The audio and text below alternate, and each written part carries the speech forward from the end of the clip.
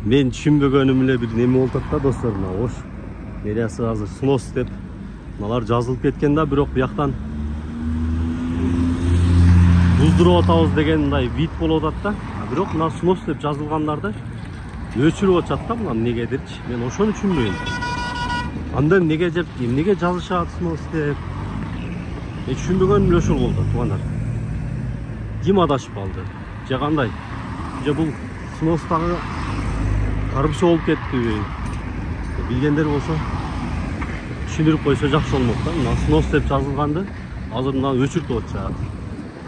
Бирок линия башка жакта болуп атат. Мына снос деп турган дуал явно эле тротуарга чыгып турат да. Мен азыр сиздерге дагы көрсөтүп коеюн. Мына бул дуал мына тротуар. Өзү линия мына жер болсо керек. Линия мына көрдүңүздөрбү?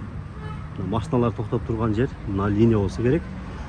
Бирок мына үй явно мына жака чыгып кеткен. Бирок азыр снос деп жазылганды мына өчүртүп атышат да.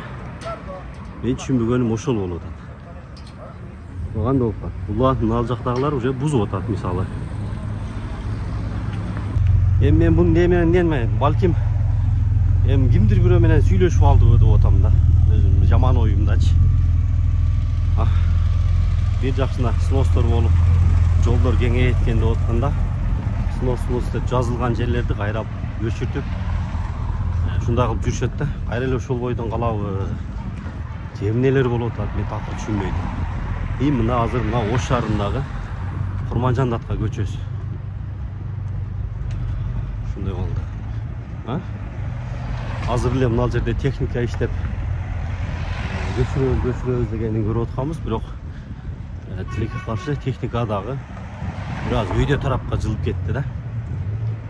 Техниканын күчү жетпей калдыбы? Айтор Ош мэриянын официальный сайттарынан күтөбүз эмнеге. Мына азыр мына жерде келип бузуп аткан. Мен буга чейин тарткам. Мына тинекени да кичине айырып койгон. Бирок кичине түрлө нарака өтүп кетти да. Жогору жакка өтүп кетти. Уже атта эле өтүп кетип атат да.